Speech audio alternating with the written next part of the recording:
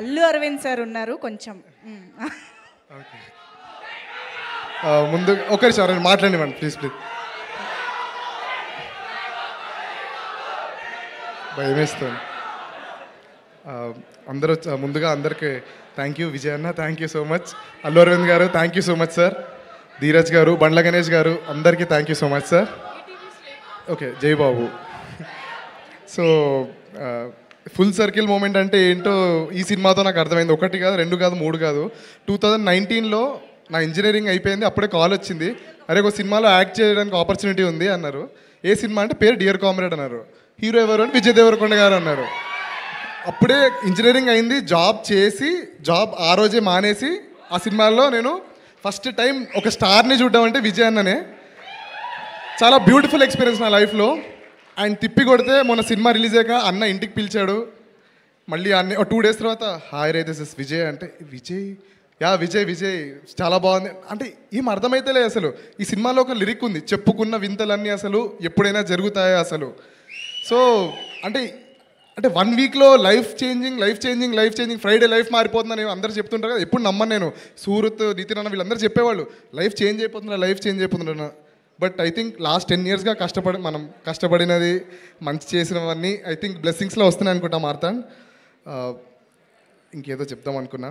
And మొన్న రాత్రి మేమందరం వైజాగ్ ప్రమోషనల్ టూర్లో ఉండే. చెప్తున్నా ఒక్క నిమిషం దాని గురించి. అంటే చిన్నప్పటి నుంచి వర్షిప్ చేసిన హీరో, సెలబ్రేట్ చేసిన హీరో సడన్గా ట్వీట్ వేయడం ఏంటి అసలు. ఆ రోజు యాక్చువల్లీ ఏడుద్దామంటే చాలా కళ్ళనీళ్ళు కూడా రాలేదు, చాలా డిహైడ్రేటెడ్ ఉండే వైజాగ్లో. ఇంకా ఏడుపు వస్తలేదు. మేబీ ఇవాళ యాక్చువల్లీ ఏడుస్తా అనుకున్నా కానీ ఇంకా ఏడుపు వస్తలేదు. సో వాటర్ కొట్టుకోవాలి కళ్ళలో, వాటర్ ఉందా. అండ్ మౌళి నేను 3.5 years 4 years నుంచి రూమ్మేట్స్. నేను, మౌళి, అక్షయ్. ఎవర్రా మనం అసలు ఏం చేసినాం అసలు. ఏదో మణికొండ నుంచి అక్కడి నుంచి ఇప్పుడే ఫిలిం నగర్కి మారి చాలా చాలా కష్టపడ్డాం యాక్చువల్లీ. వీడు జిమ్కి వెళ్ళేవాడు, నేను జిమ్కి వెళ్ళాను, అది ఒక్కటే తేడా. వీడు అక్షయ్ గారు కూడా జిమ్కి వెళ్ళేవాడు, నేను ఒక్కనే వెళ్ళలేదు. నేను మ్యూజిక్ చేసేటోని. ఇప్పుడు ఆ మ్యూజిక్ అందరు వింటున్నారు. చిన్నప్పుడు నా బాల్ వికాస్ క్లాస్లో కళ్యాణి మేడం అని ఉండేది. నేను స్వామి భజన్స్ పాడేటప్పుడు చెప్పేది, నువ్వు చాలా గొప్ప సింగర్ అవుతావరా అనేది. నేను సింగర్ ఏంటి, నా గొంతు ఇట్లుంటుంది కదా.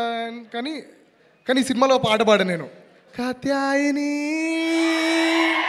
భోంచేసావా ఒరే అఖిల్ ఇదేమి పాటరా అంటే రోజు చూస్తున్నా చిన్న పిల్లలు పాడుతున్నారు, రాజీవ్ సార్ రీల్ చేస్తున్నారు. అసలు ఏమవుతుంది నాకు ఇంకా అర్థం, ఇంకా రియాలిటీలో లేను నేను. సారీ తప్పుగా మాట్లాడితే సారీ సార్, మీరు పెద్దలు. అరే పాడనివ్వండి రా పాట. అండ్ పెళ్లి చూపులు ఇంకో లాస్ట్ సర్కిల్ పెళ్లి చూపులు సినిమా 26 July 2016లో రిలీజ్ అయింది. 29 July. ఆ సినిమా నుంచి బయటకు వచ్చాక ఇట్లాంటి సినిమా తీయాలి, ఆర్ఎల్స్ ఇలాంటి మ్యూజిక్ కొట్టాలనుకున్నా.